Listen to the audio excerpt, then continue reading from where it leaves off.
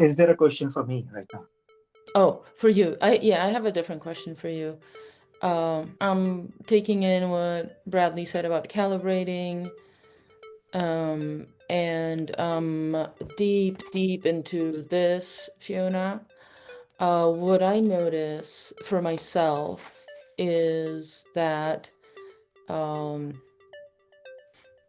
I can I can bypass my emotions, that I can be feeling something and then create a new thought, and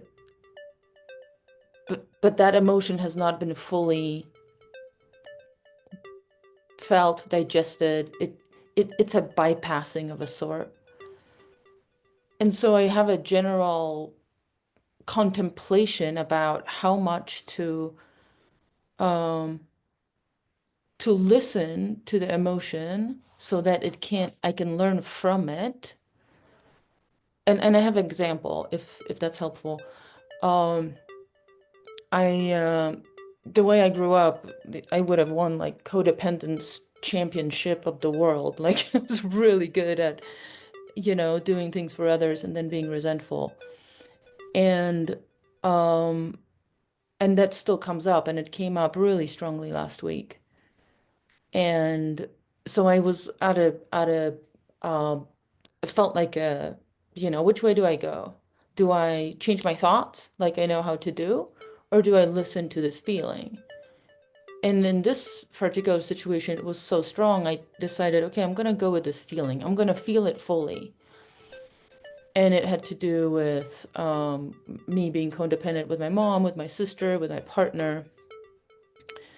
And I went, and from me feeling that, what came out is massive action, where I Mm. called my sister, called my mom. I had these conversations that are really difficult. And I still was pissed off, and I was still feeling codependent. And at the end, at the very end, I saw that, oh my God, I responded differently. I actually, in some ways, stopped that thing that's been driving me because of my different response. So this is something that's swirling for Yeah, me. yeah, Yeah. yeah. You also shared, right, that you have not made a proposal in months, Hmm. right? Is that connected to this question somehow? Taking actions in that Yeah. direction? Yeah, I think so. I think it's that, definitely. It's me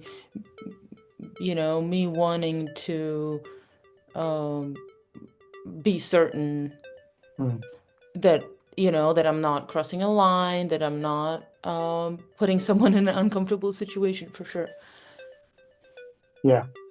So I want to share something here, right? It's and again, the purpose of this group is to have you win at your biggest game. So my invitation is to ask the question which is most relevant to winning at your biggest game, Okay. right? Yeah. So I want to share a distinction between feeling who you are being and being what you are feeling. So Okay. feeling who you are being and being who you are feeling. So that was your question, right? Should I get away from the feeling or should I lean in? Right. And feeling who you are being is simply allowing you to feel whatever you are experiencing in this moment, fully feeling your any emotion, anything that is going on. Now, that doesn't mean you have to be what you feel. You can still be committed to what you're committed to while feeling whatever you are feeling and continue to take action towards your commitment. Does that make sense? Like I can Yeah. feel angry, but I can be empathetic to somebody in a conversation. Right? I can feel the anger, but if I let that anger out, if I be that anger, that's very different.